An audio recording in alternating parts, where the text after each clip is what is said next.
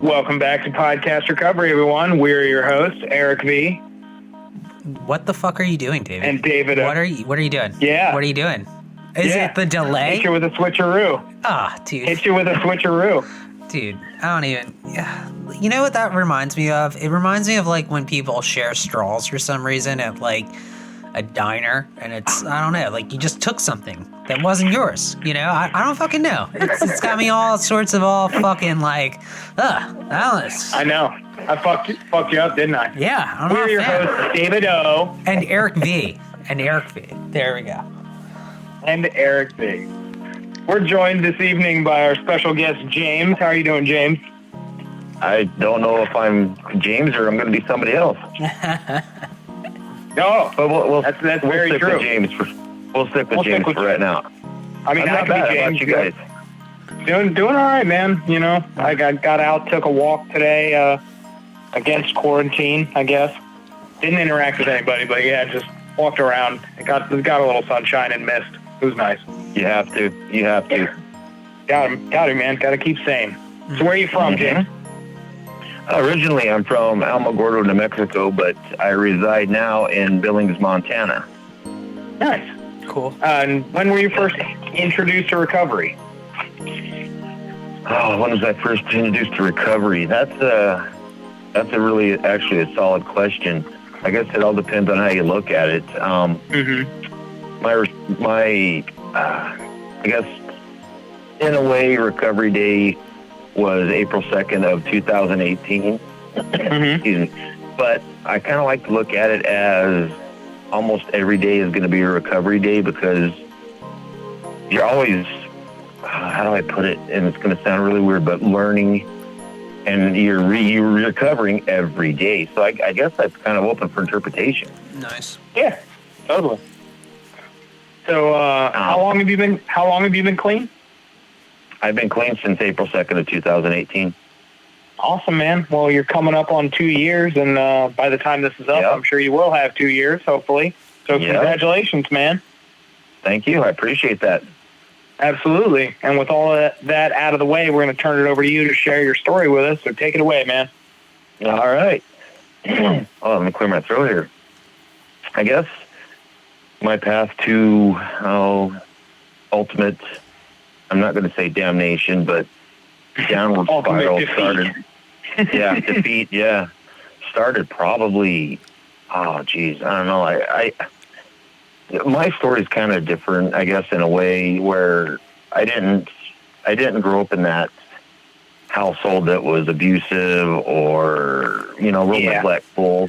My dad was a really, really bad functioning alcoholic. So I guess that may or may not contradict what I said, but I didn't.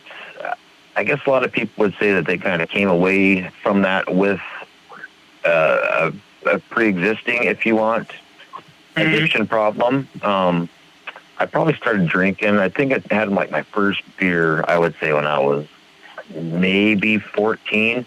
And I'll tell you right now, it was Corona.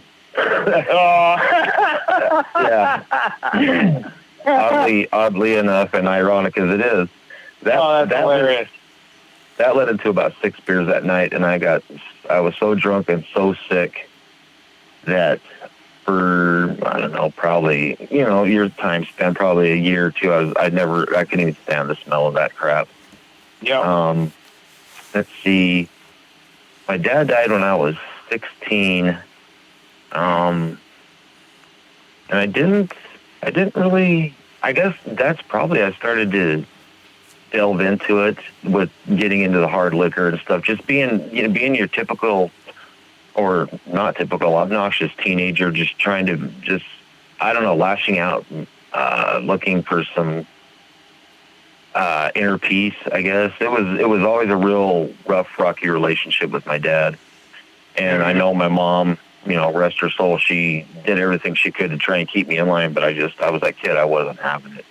I'd go out, I'd drive drunk, and there'd be times I'd come home at 2 or 3 in the morning and wake up still inside my pickup, parked against the fence because I had no idea how I even got home. And then that sort of settled down. I went to went to college for about a year. Wasn't really a whole lot of drinking there. Oh, excuse me again.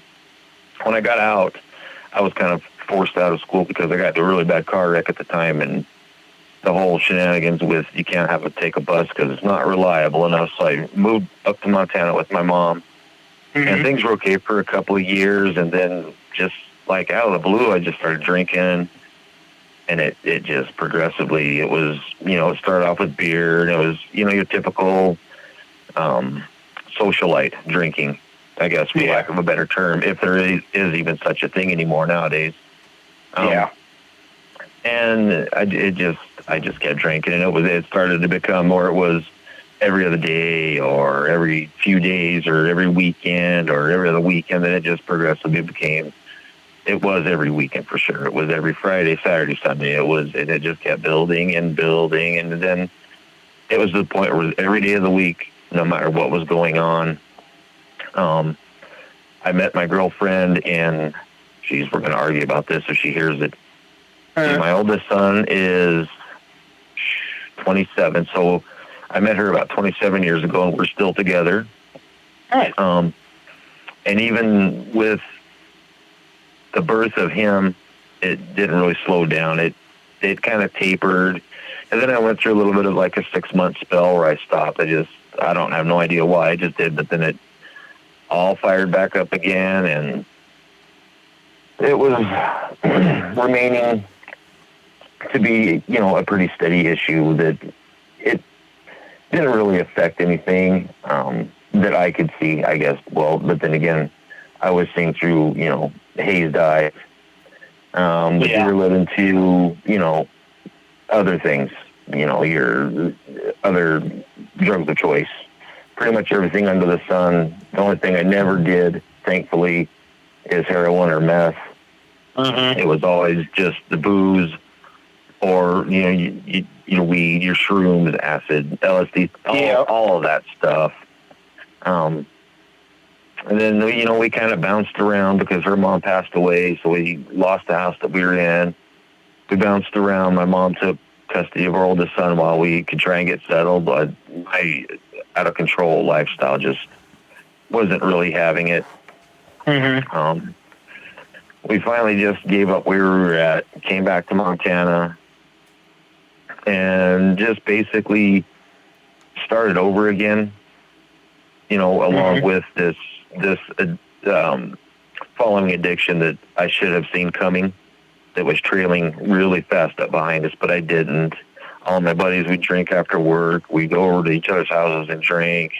It was a nightly thing, and then I should have seen it coming, and I should have did the good parent thing and stopped when my son was born, hands down to begin with, or slowed down. That became where it was more of just, I would go to my friend's house, I'd stay at home and drink, and it would be a 12-pack a night. That went on for a year or so, then that moved up to an 18-pack a night. That went for a couple of years, and then my oldest daughter was born.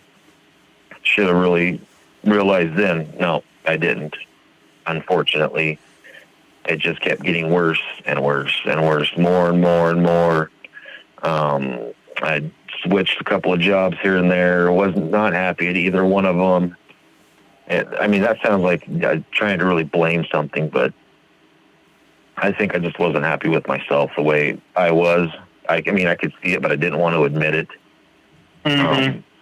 With the job, jumped back and forth, and just being super miserable all the time. I couldn't make ends meet to save my life, no matter what I did.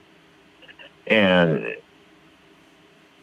fortunately, I guess for me, is my mom had since had passed. She's been gone for 21 years, so I didn't have anybody to fall back on for monetary needs or anything, because it just wasn't there, and I'm glad it didn't. Otherwise, I would have spiraled faster. But at the same time, I think back, maybe that would have been a good thing, that I would have spiraled quicker and pulled myself out of the gutter. But it didn't. It just grew and grew and grew. I ended up getting what, to me at the time, I thought was a a dream job of working in the automotive industry in a body shop at one of the largest dealerships here in Montana. Nice. Starting out as a base apprentice in the body shop, sanding cars, priming them, getting them in the booth ready for the paint, and I was working my way up. I was working like from 7 in the morning till 6, 7 at night, just staying on the hustle, I guess, for, however you want to put it. But at the same time, I'd come home at night and I'd start drinking. Well, there was a little bit of a rough patch at work where I started to get unhappy, so I switched over from beer to the hard stuff, your liquor, whiskeys, and we're talking not the high-end Grey Goose or, that high-end stuff. We're talking bottom barrel, wild turkey stuff. And started doing that, and I was, I guess, you could say I turned into my dad. I was a full-blown functioning alcoholic. I started to become the proverbial, as a lot of addicts will say, and I see it now, and I understand where they're coming from, the Jekyll and Hyde character. I was basically a ticking time bomb, waiting to just at any given moment explode.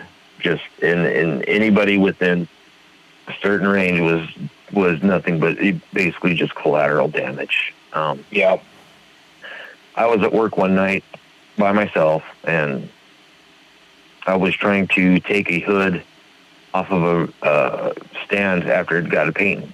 Well, it slipped out of my hand. I went to try to catch it, which is the dumbest thing I could have done. And when I did, when I went to grab it, it pulled my arm so hard out of socket, it tore my rotator cuff and my bicep muscle.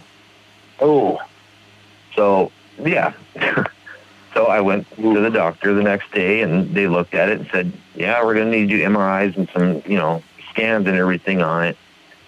And we come to find out that I have a heart condition.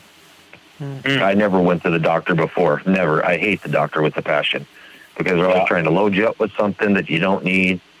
They're leeches, in my opinion. Unless you absolutely need it, I try and stay away from it. And also being the typical, the tough guy persona, like, oh, I'll get through it.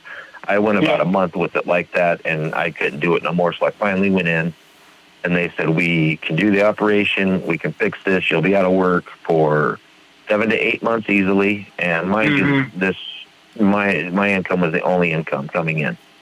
So I thought, well, I guess I don't really have a choice that says, but we can't do it because your heart's so bad that if we try to open you up and do the surgery, you'll more than likely die on the table from a blood clot. Good God. Yeah. So they put me on a whole bunch of heart medications and said, we'll keep an eye on you, we'll keep monitoring you, and if you get your blood pressure down to where it's reasonable and stable, we'll do the surgery. When I went in to have it even looked at to begin with, my blood pressure was, it was 230 over 180, I think. Good God. Yeah, they pulled it, they checked it like 3 or 4 times, and they swore to God it wasn't the right reading. But the thing is, I felt just fine. I don't think anything about it. So now that, all the medication, they've had to, they do the whole adjusting thing. And then,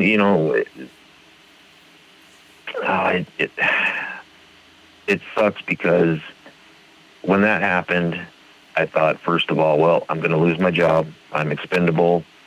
They need people back there that can work and not be gimped up, I guess, in a sling and trying to do stuff. But my employer, they basically created a little job for me to keep me employed, being like the parts guy and, stuff that wasn't a whole lot of unnecessary movement to further do any more injury or damage to my arm. Well, along with that came the fact of, okay, I've been used to working all my life, hands-on, very physical. I wasn't really taught, I guess I shouldn't say always, but I brought myself up watching my dad work and trying to instill into my own brain that if you're not getting your hands dirty, if you're just sitting there, pushing a pencil or doing anything, I convinced myself that I was way less of a man because I couldn't I wasn't doing what I was used to be doing. Mm-hmm. That in itself really triggered the, I guess you could say, roller coaster at the very top of the hill that's about ready to get out of control really fast. That started spinning me so quick. I don't really, it went on for about 2 years where I was just spun so far out of control that finally it would ebb and flow and come in crescendos, but once it really started to take hold, it got a hold of me, and it was not letting go for anyone or anybody. Now, mind you, through all of this, even before I got hurt, my son, he works with me now, and he's going to take over one of these days, but he had his first kid, his daughter, my first grandchild. And you would think, anybody would think that, hey, that should be a sign to stop or slow down, because you got a grandkid now. Enjoy it, do the whole grandparent thing, this and that. That didn't help in the absolute least. I would acknowledge her. I love her. I'd do anything for her.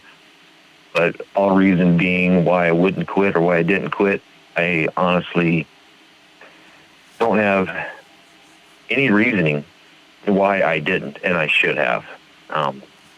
There's so many times that I guess I was silently screaming for help and getting frustrated with myself that nobody was listening.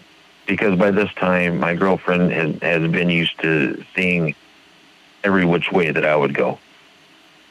And her and my kids, they just kind of got used to it. And the more madder I got at myself, the more I would drink. I went in for one of my routine checkups for my heart and everything to see where we can go. And the doctor took one look at me and said, "We're going to run a battery of tests on you." And I said, "Well, for what? You're just going to check my blood pressure? That's the assumption of why I'm coming in here." And they said, "No, something's not right." So they did the whole blood work, the urine work. They did all kinds of tests on me. And they called me back in like 2 or 3 days later and said, "Look, here's the situation.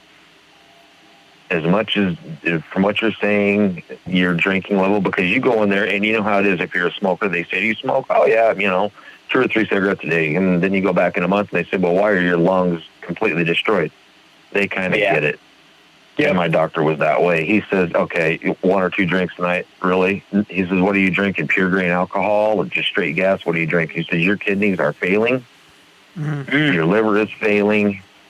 I was told that I was on my deathbed and had probably 6 months to live, at best." Whew. I walked out and I said, "All right, perfect, man. Sounds like a plan. I got this taken care of." First thing I did when I got in my car is went right to the liquor store and bought another bottle of the poison peppermint schnapps. Ugh. Yeah, exactly. And see that, and I kind of think back to myself, is it because it's peppermint schnapps? I mean, it's obviously your bottom shelf stuff. If it was a higher quality, you get all these stupid addict questions that run through your mind.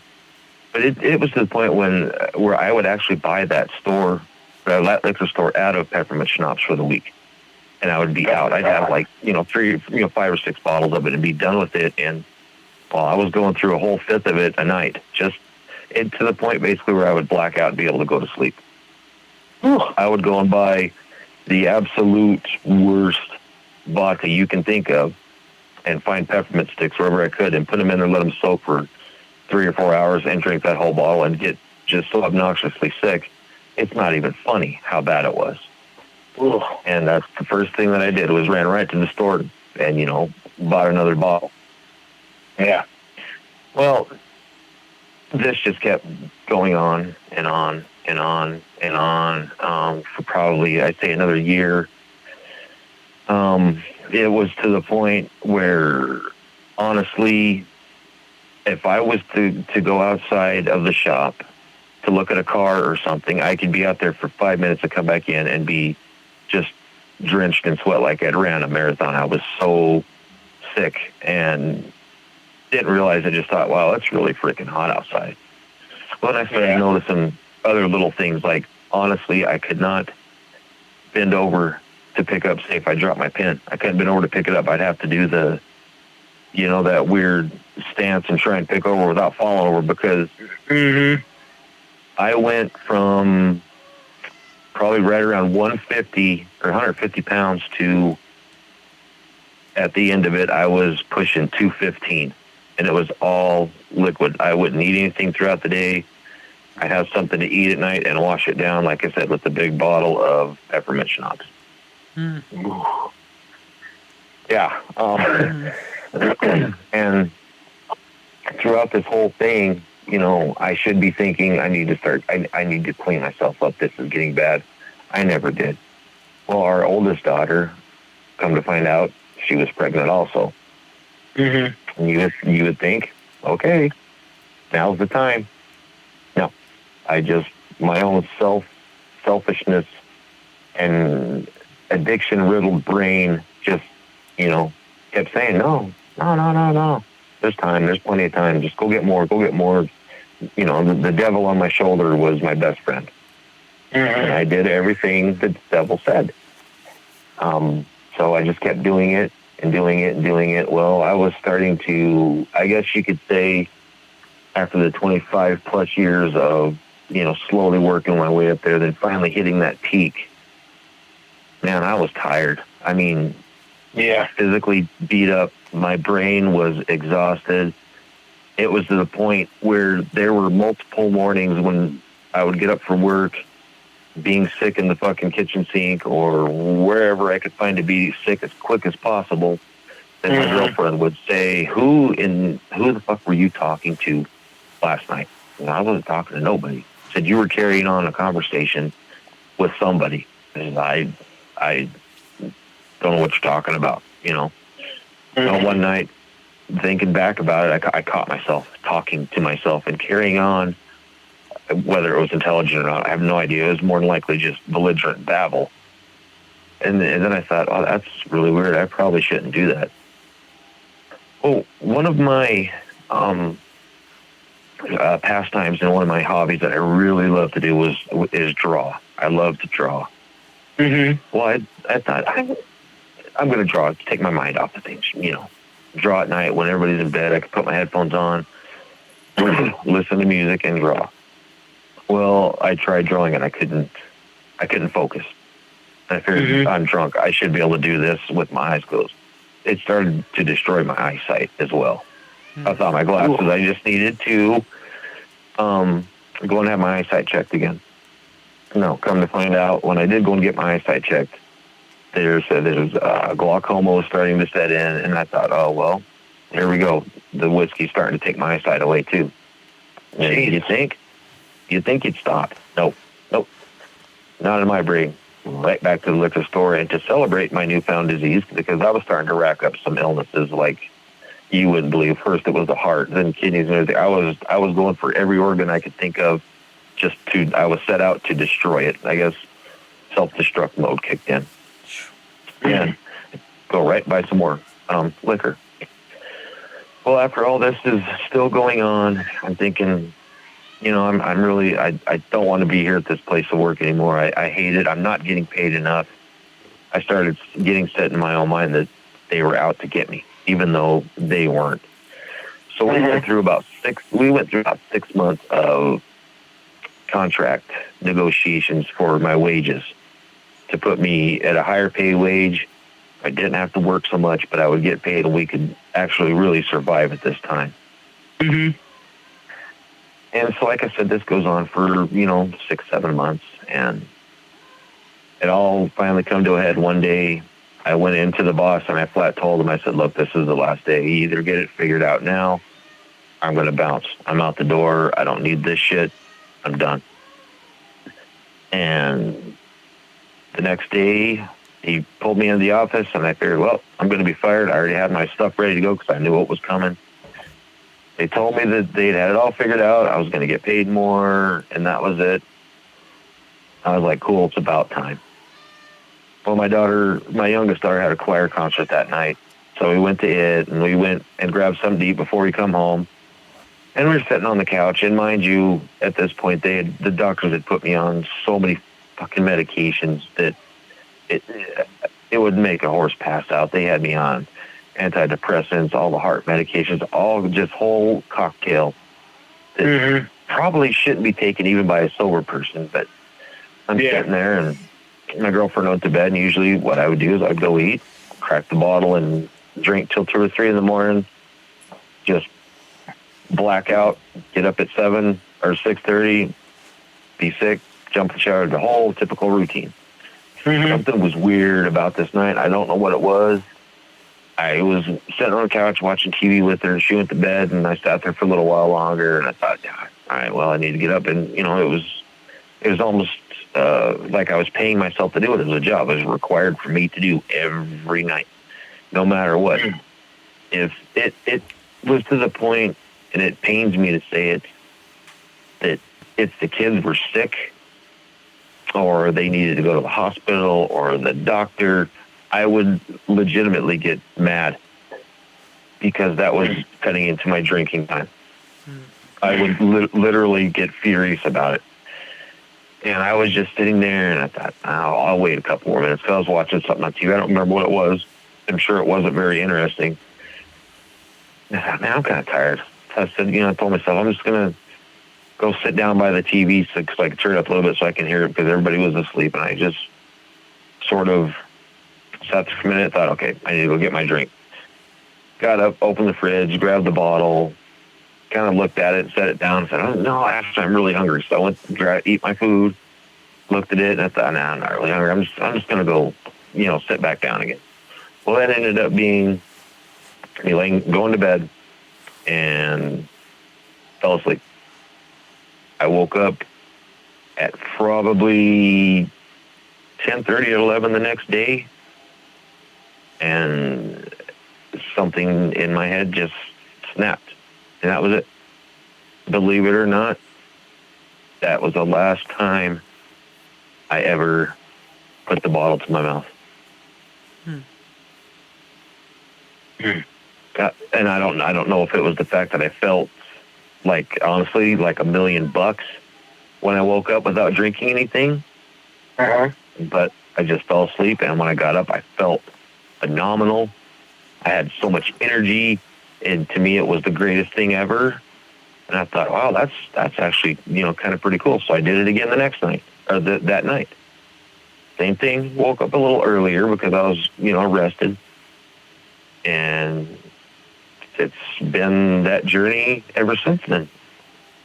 And I can be thankful that it didn't take me going to jail or prison or anything like that to have to come to that realization. But at the same time, in my own head, I created my own prison by neglecting, all those around me just to chase that fix. And that's exactly what I did. Yeah. That's the hardest thing to admit is self-defeat. I don't know how you say it. Self-loathing, hatred of yourself. But yeah, I hear a lot of people, and I've been to the meetings, and I've heard people saying that, this is what happened to me. This is why I had to. I didn't really have a whole dramatic conclusion to it. I just honestly fell asleep and woke up and thought, this is great. This is how I don't know if it was how I want to live life or how I should live life, but that's basically really how that all transpired into, becoming sober. Nice. All right. Well, we definitely have some questions for you. Very good. I'm good for questions. Yeah, man. Since I so rudely threw a curveball at Eric, I will graciously allow him to go first. All right. So I'm very curious because you had a lot of medical complications from your addiction, and it's definitely something that definitely happens, right? Like if you don't stop drinking, you get cirrhosis. If you don't, put if you don't stop doing coke or smoking crack, you're probably going to eventually have a heart attack. Like there's like a lot of there's a lot of medical issues that come with drinking and doing drugs. So what was the outcome? Or I'm sure you're still going through this, but how have you gone about taking control of your medical disorders now that you are clean and sober? That's a good question, and I'll try to explain it where it's I don't know if it's going to make sense or not, but I followed everything that the doctor said. They said, you need to take this medication for your heart. We're going to keep checking you on the weekly.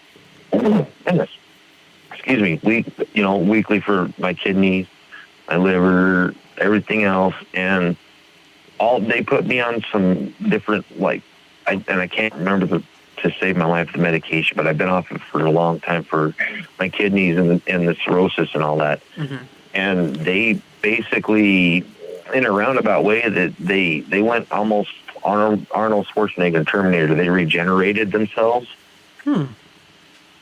So now, as far as I'm aware of, because they haven't done any more tests like that in quite a while.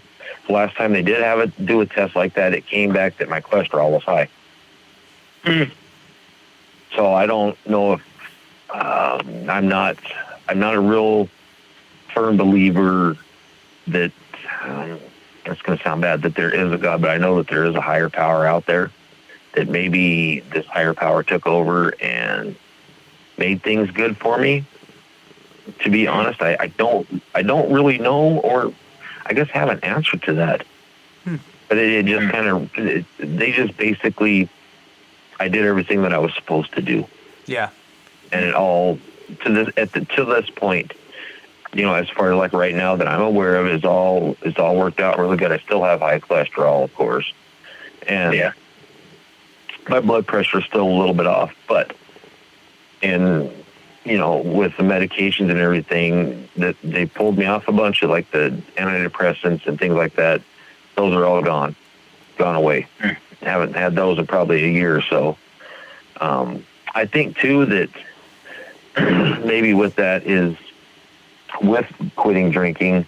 This was kind of a funny story, probably totally off subject, but I really knew, and it had set in that things were starting to change for me.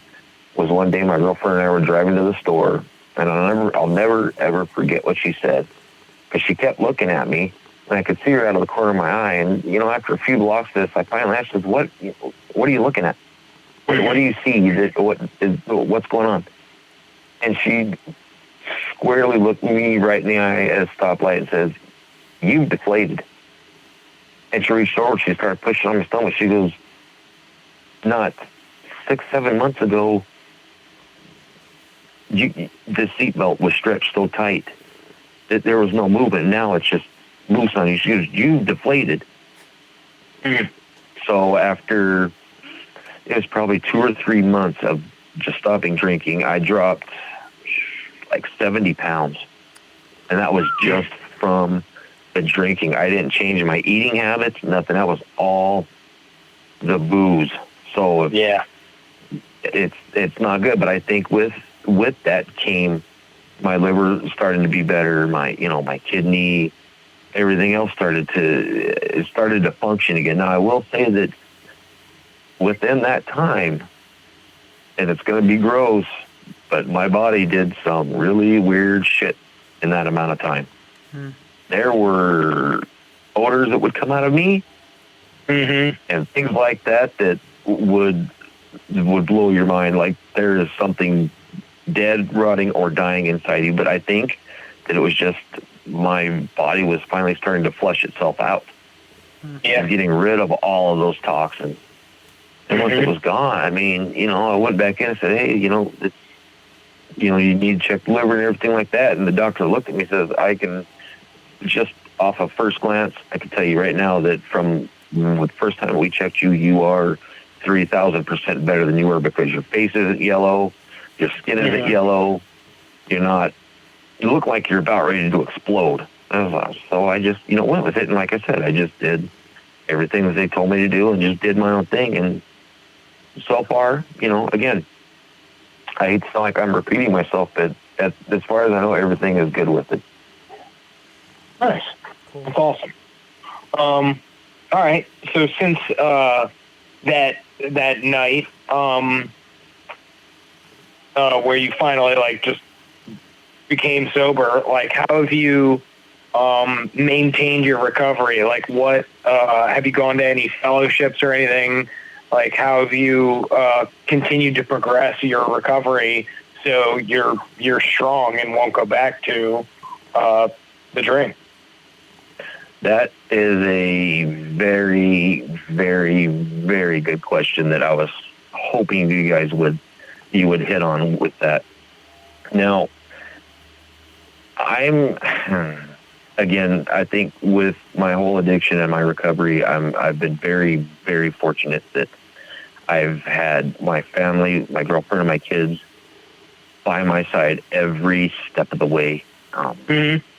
My daughters, whenever the next month rolls around, we will go out to eat or go get a cake or something, just little things like that. And they tear up and they cry every time because they know that I'm doing good and they see that I'm doing good.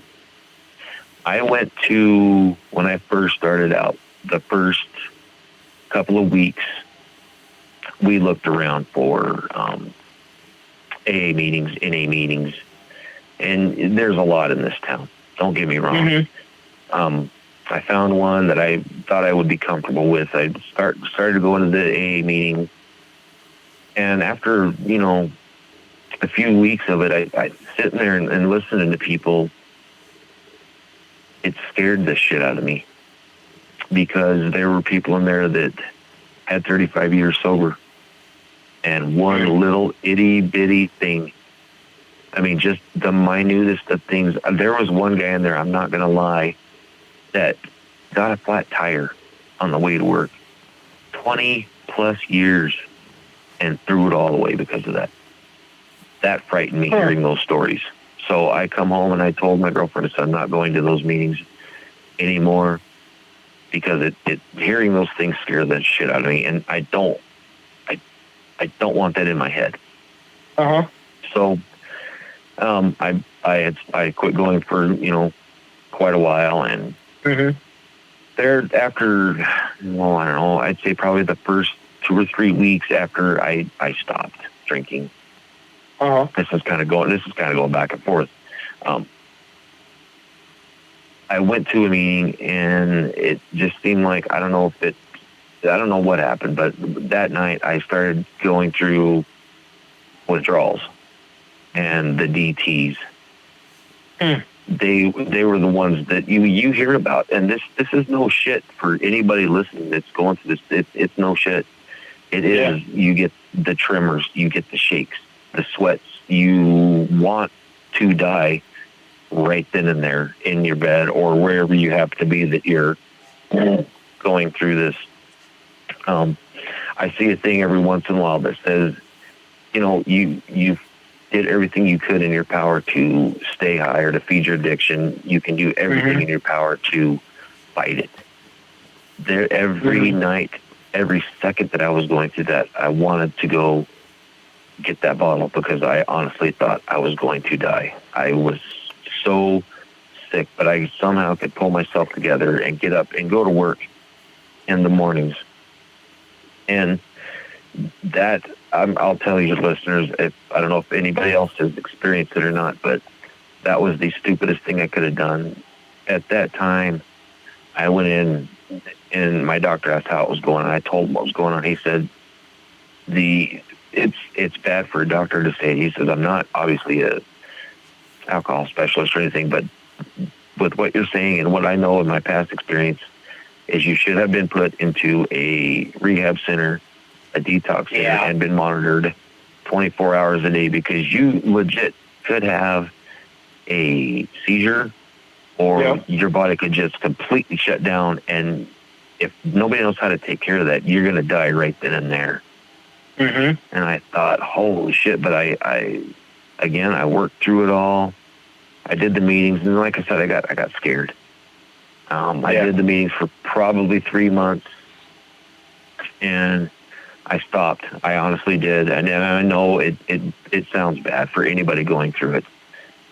And then one of the guys at work, we were just talking one day, and he just started there like 2 or 3 weeks before. They said, oh, yeah, you know, I haven't had a drink in this long. I'm like, oh, that's cool, you know, and I'm working on about, 6 months sober, and come to find out there's another guy at work that has been cleaning up heroin at that time for like 3 years. Nice.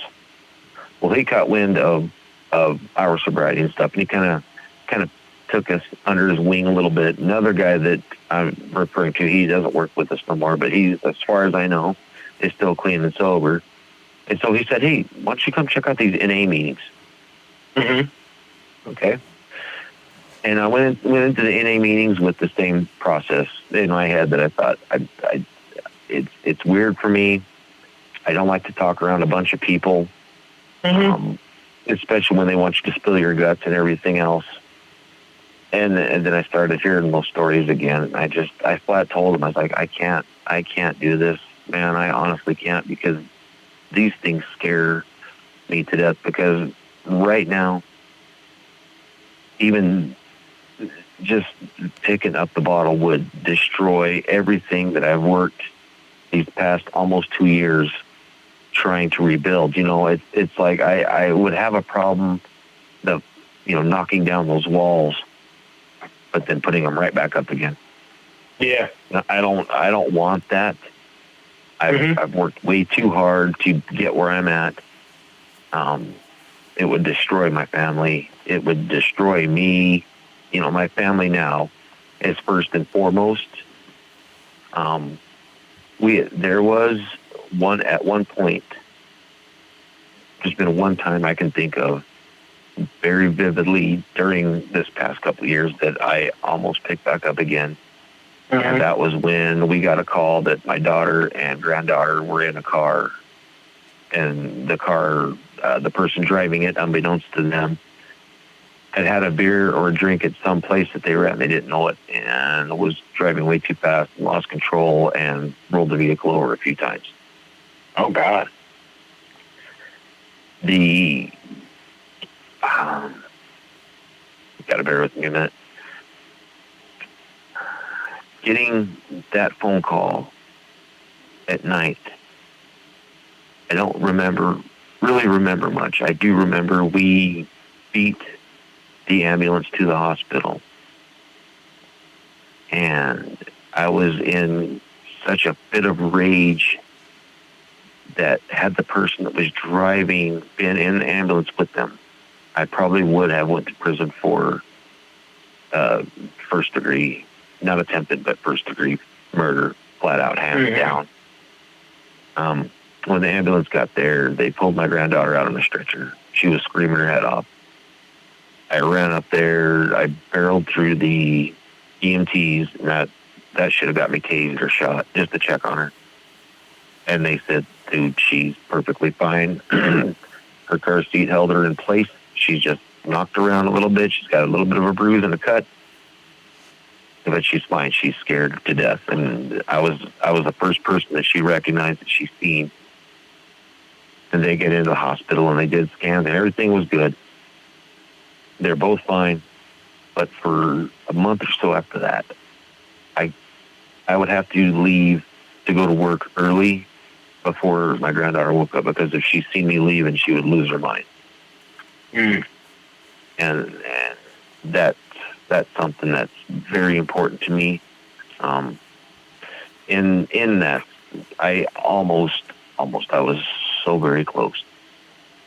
But I called my other buddy at work, and talked to him, and he became my sponsor. I've had him since then. The meetings, I've honestly stopped going to them because of, and I don't know if it's like that. It's all meetings or various places, but there's ones here. I could sense there was starting to be like infighting between people. Time. It was starting to become kind of a toxic and negative place to be, where it's supposed to be a good place to be. Yeah. I started sensing that. I told him I'm not going to go to anymore. I said, if you don't want to be my sponsor, I totally understand. It's not going to change our friendship. But he says, absolutely not. We're going to stick through this. We're going to get through this. Nice. We've worked. I think I finished my second step probably 3 or 4 months ago. Nice. And he is flat told me, and I've gotten literally into arguments with people on, with recovery pages, like on Twitter and stuff. They say, well, how do you do it? And I flat tell them. And it's my honesty that really gets me into trouble. I said, I flat stopped going to meetings. My sponsor says, we'll work on these steps when you want to, whenever you want to. It could be a year, it could be 10 years. Whenever you're comfortable, we'll work on them. I'm not going to force you. And people flat hate that. They seem to think that you have to have them done in a year or 6 months. You have to, and the whole 90 meetings in 90 days, I never did that. You would get people in there that they would come in, and you knew the only reason that they were there for.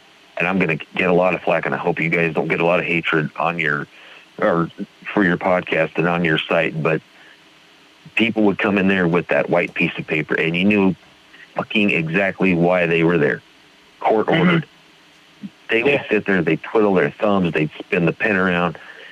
It was to the point where the chairperson would just see them walk in, he'd say, okay, there, sign it, you can leave if you want to. They would all leave.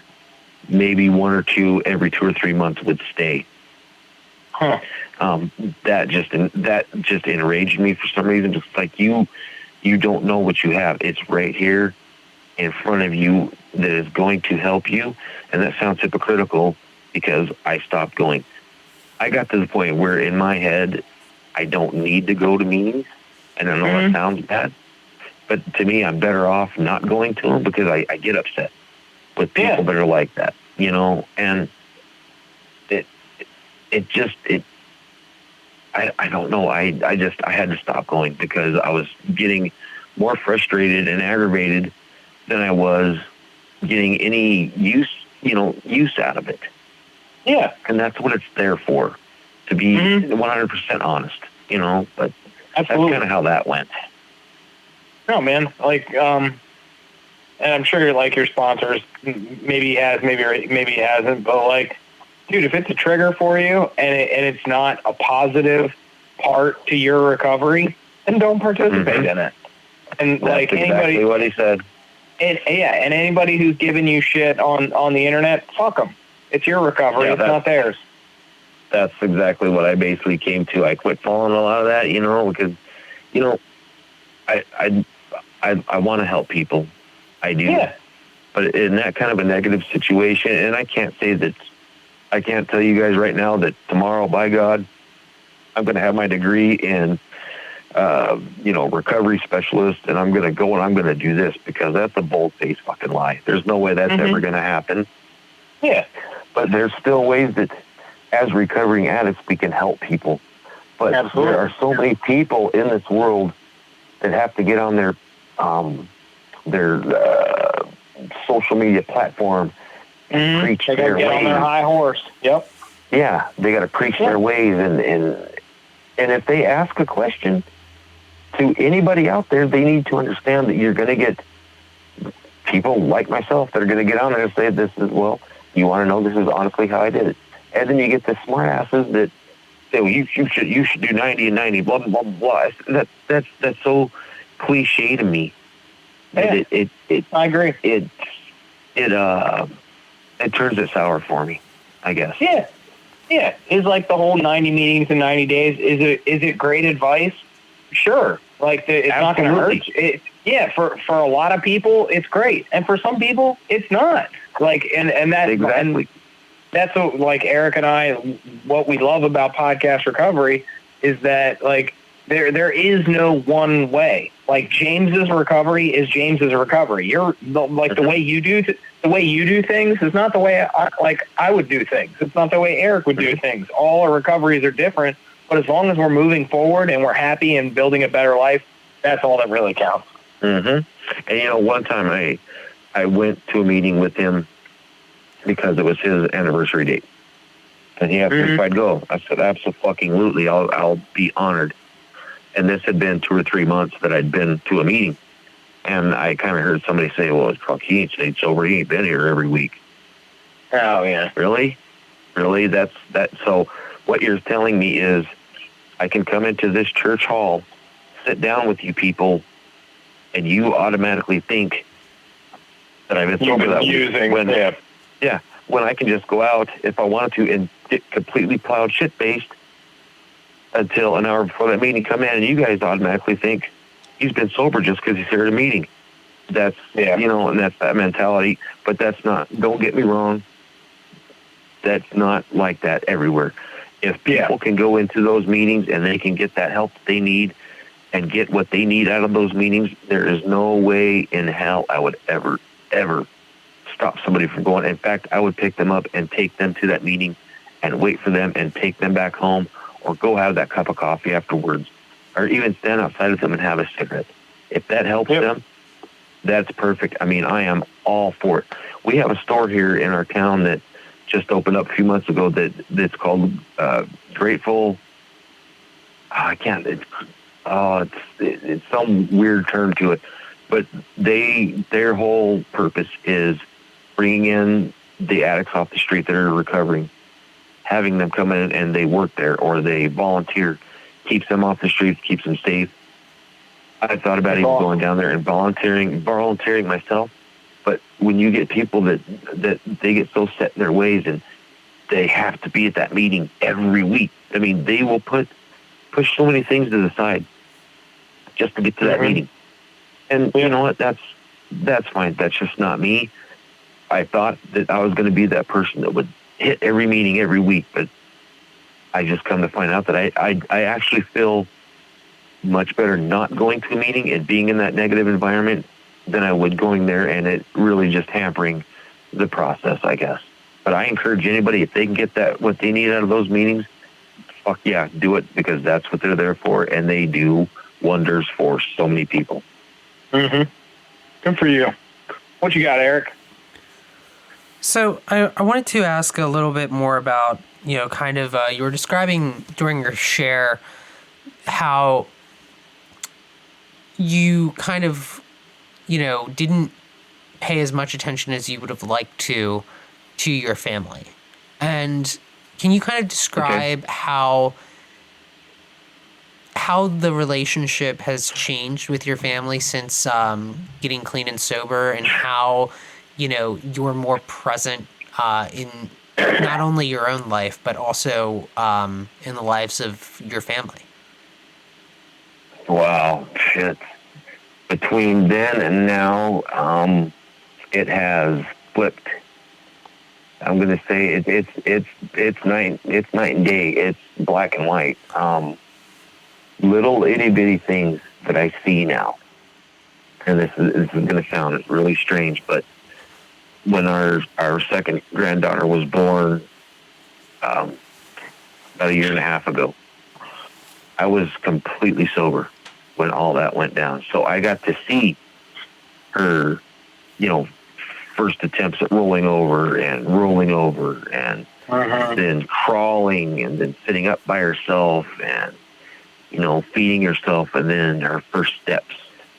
I'm going to say to a very few handful of people, that probably really doesn't mean a lot, but that means the world to me, because I missed out on all that with my kids.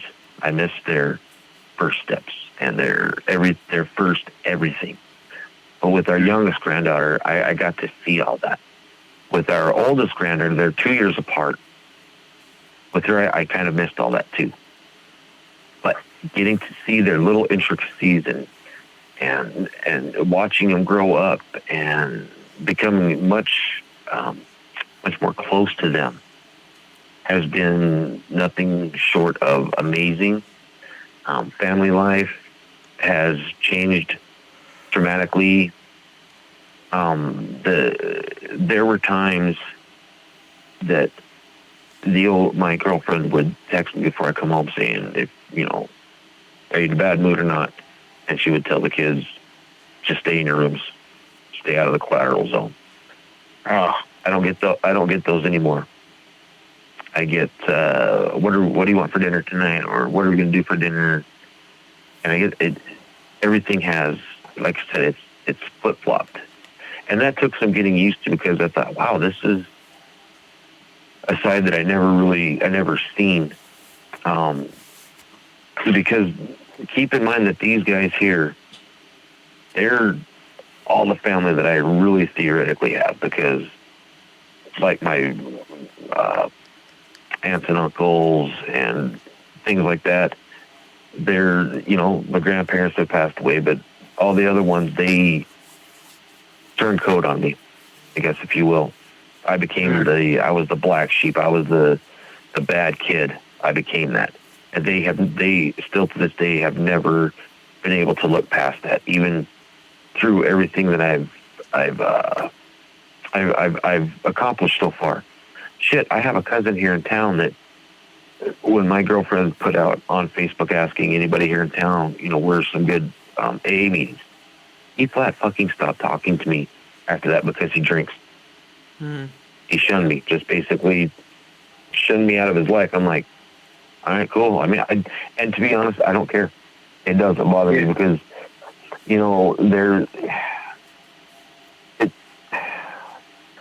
I don't know how to explain it. In one of the steps, you're supposed to forgive. And I started out forgiving myself. That was the hardest thing, was forgiving myself for everything that I've done to my family here, and I'll talk to my son about it. He gets it. He's like, no, it all makes sense. But everybody else, I forgive them for turning their backs and not wanting anything to do with this. I mean, not even my kids, and that's fine. I'm totally okay with that. I can move on with my life and not be sore about it. With stopping drinking, it's afforded me a lot of things. I mean, mentally, physically, home-wise, even financially. I had a feeling last year, it's kind of, again, off subject, but it's back to the family thing, that we weren't going to get any Christmas bonuses because the new manager come into the dealership. And so I said, okay, every time I'm going to go to the store, I'm going to take that money, I'm going to put it away. Needless to say, I started that in like March, and by the time Christmas rolled around, we had a very, very, very, very good Christmas.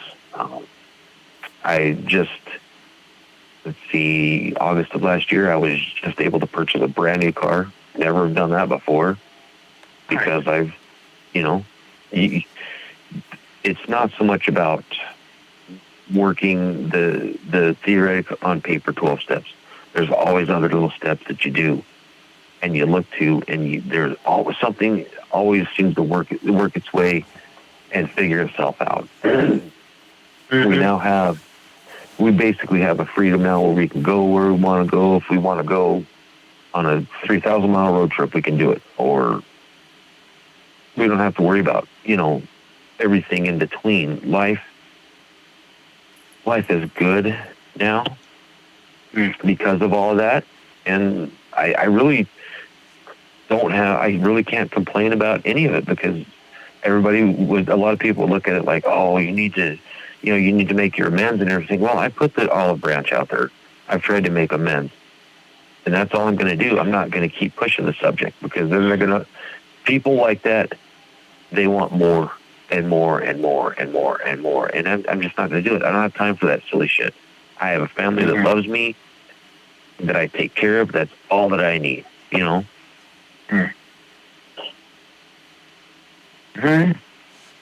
I think, yeah, I got one last question for you. Okay, hit me with it. All right. What does recovery mean to you? What does it mean to me? Yeah.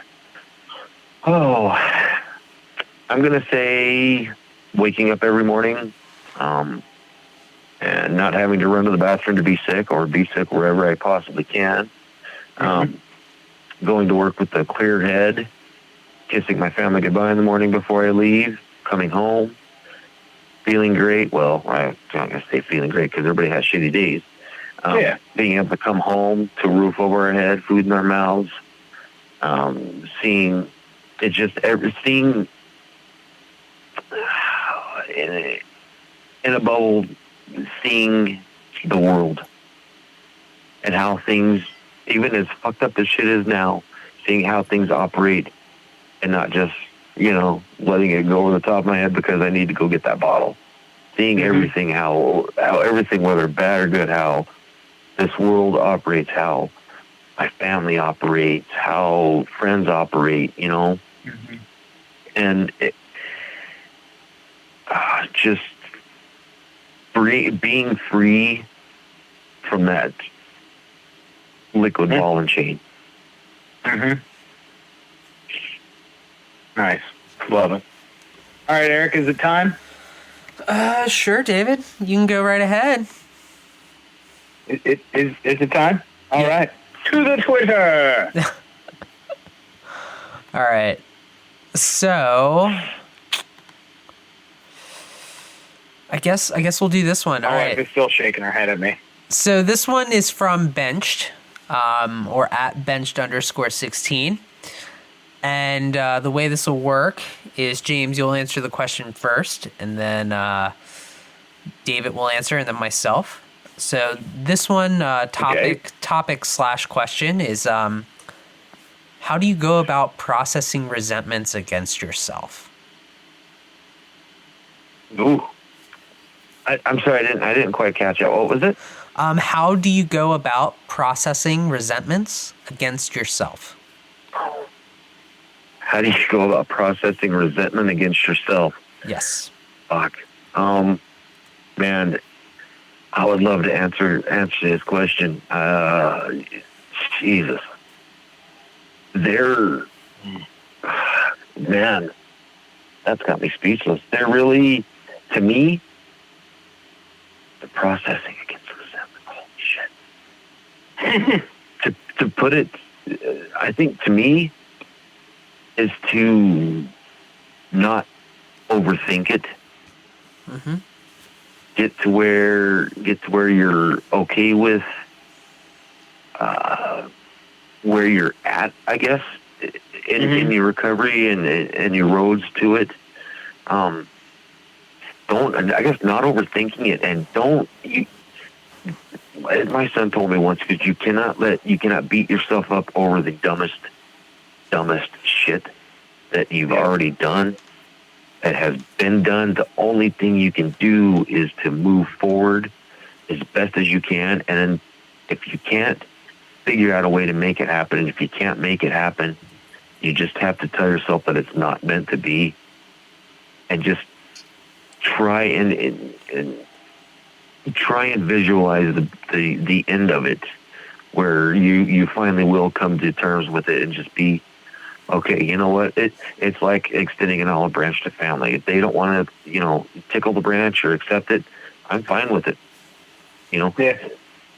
Don't wear yourself out or beat yourself silly trying to fix what may or may not be fixed. I will probably go until the day that I die resenting everything that I've ever done, to my family, putting them in that box that they had to shelter themselves in from me. I'm going to resent that till, like I said, my last breath. No matter, and they've even, and it's different with, I guess, with my family, because they understand, they get it. They've said, no matter, there's no point of, trying to, apologize. We get it. We understand. We see what you've been through. We see where you're at now. Bygones are bygones. You cannot live and dwell on something like that. Otherwise, you're just going to drive yourself right back to that needle or that bottle or that pipe or whatever you're trying to run away from. You're just going to run right back into its arms. Mm-hmm. Yeah.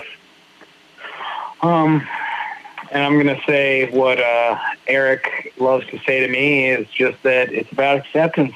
It's about acceptance, buddy.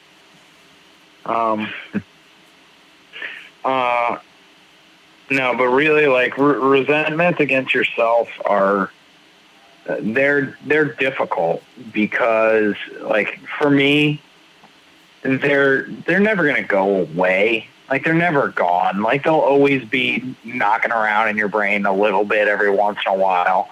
And, like, prime example, like, for me, like, I'm a very intelligent person, and I wasted Humble brag. pretty much, like, prime educational years of my life where I could have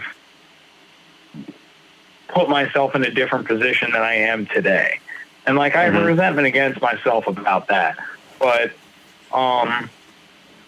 another resentment I have is, like you said, I missed out on years and years of my nieces and nephews' lives because I was using. And, like, I have a resentment against myself about those things. Now, like, that regret, remorse, resentment, whatever, it's never going to go away, but it will lessen over time when I continue to do the right things now and in the future. So, like, Eric 100% is right. Like, it's about acceptance. Like, I can't run away from it. Just like you said, James, you sort of have to at some point look it in the face and see it for what it is and be like, okay, yeah, I did those things. Those things cannot be fixed. That time is gone. But the way you deal with it going forward, and you lessen the trigger or lessen the blow from when it decides to ping back into your brain, is just when you're doing the right things now and you stack those esteemable acts on top of each other that make you feel good, and you know that, like, you're doing the best now, and eventually the scales will tip back into a place of, like, real just satisfaction and serenity and peace and self-love, where you can be like, well, those things had to happen for me to be where I am today. I agree 100%. What about you, Eric? That's a dad noise. I like your little humble brag there during your little share, David. You know, incredibly intelligent. Incredibly intelligent. Just a little humble brag. Yeah, I just want to pull you up on it real quick. But moving forward, I didn't say incredibly intelligent, did I? I said I was intelligent. I thought you said I thought you used an adjective, but maybe I'm wrong. I don't think I used incredible. You could be right, could be wrong. 50-50. Moving on. We'll Thanks move for on. humble brag. We'll move on. I just, I like the term humble brag. I know you do. So acceptance, yes, of course. So, I mean, I've processed resentments against myself. I don't have nearly as many as I used to. A lot of that's due to acceptance, and then certain things that are simply out of my control, which I used to resent myself for. But once I accepted that I do not have control over such things, and I can only control the things that I can control, then I usually am able to let those go. And unless any of us have, like, a DeLorean, there's no way we can really change the past. We can only improve. We're getting into DeLorean? We can only improve upon, we can only learn from the past and improve upon the present to meet a better future. So, unless you have the DeLorean that can go 88 miles per hour and, You can't change. Oh, I can get 1.21 gigawatts. Don't you doubt me. Well, you can't. I mean, you can't change the past, right? So, like, all your resentments come from. You don't have a future resentment, right? Like, a resentment can form in the present, but when it becomes I have a resentment, it's because of something that happened in the past. So we can't change what happened in the past. We can only learn to accept it and to process it and to learn to be better from it. So yeah, exactly. You know what I mean? Like, really, the key. It's about learning. Yeah, and learning that Back to the Future 2 is really the worst in the franchise. And we're not having this conversation. It's like Return of the Jedi. You think it's the best when you're a kid, but you grow up and you realize it's really not. It's really the worst from the original trilogy, and learning to accept that sucks. And move past it, David. That's a shitty example. It is. I don't know. It's the worst example ever. Yeah, I went with the DeLorean. I kept going. And actually, you just went down a pop culture rabbit hole there, buddy. Yeah, you actually know that I think the game is actually part of canon. So technically, the game is the fourth movie, but for Back to the Future, not Star Wars.